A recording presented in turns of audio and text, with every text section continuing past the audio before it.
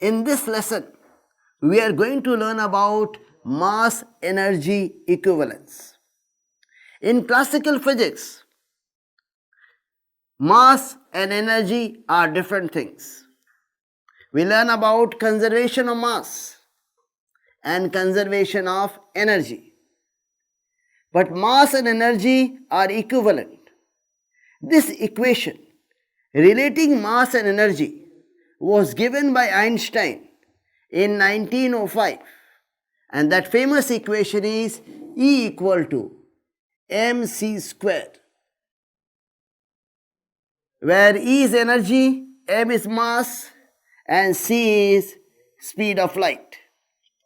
In our day-to-day measurements, this equation does not play an important role, because when energy is converted to mass, or you convert energy to an equivalent mass, that mass becomes very, very small. You see, m will be E by c squared. C is 3 into 10 to the power 8 meter per second. Therefore, this mass will be very small in our day-to-day life. For example, when we supply 4.2 kilojoules of heat to 1 kg of water, the temperature increases by 1 degree centigrade, right?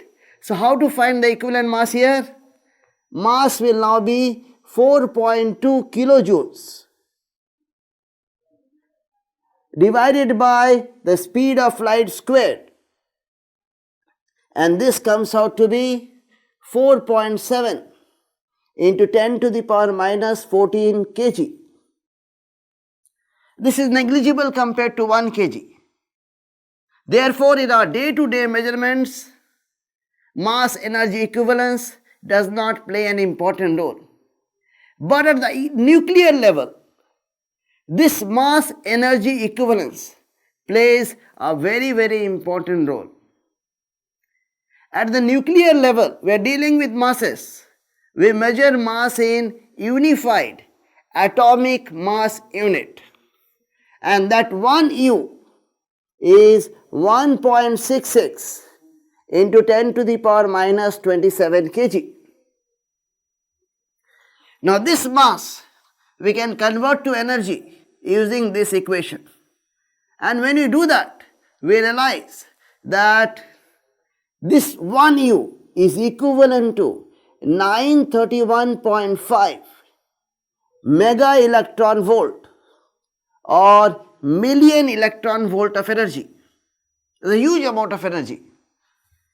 Now, if you remember, 1 electron volt is how many joules? Same as what is the numerical value of charge of electron. 1.6 into 10 to the power minus 19 joules. So this way, we can convert mass to energy. E equal to mc squared.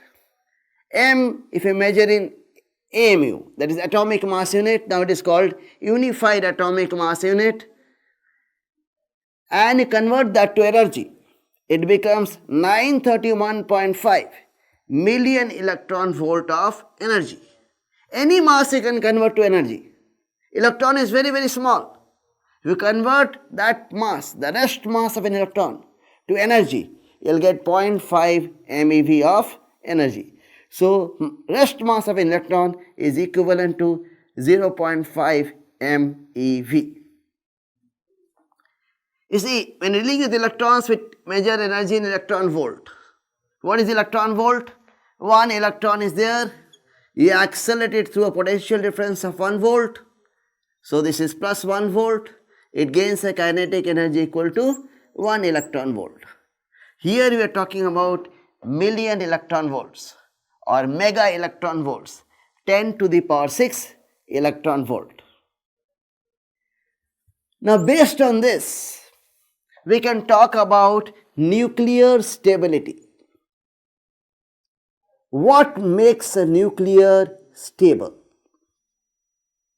Inside a nucleus we have got protons and neutrons.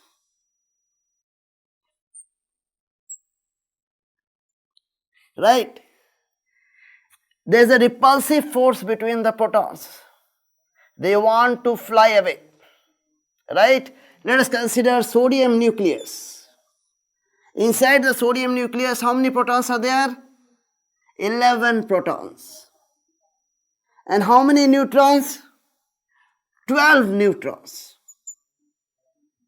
Now there is a strong repulsive force between the protons, right? Like charges repel. So strong repulsive force is there. Why are they staying together? Why are so many protons staying together inside the sodium nucleus, or any nucleus for that matter? The reason is nuclear force. Nuclear force is an attractive force that acts in a very short range. It is a short range force. Okay, the force is significant when the separation between particles is of the order of 2 femtometer. So inside the nucleus, these particles exert a nuclear force on one another.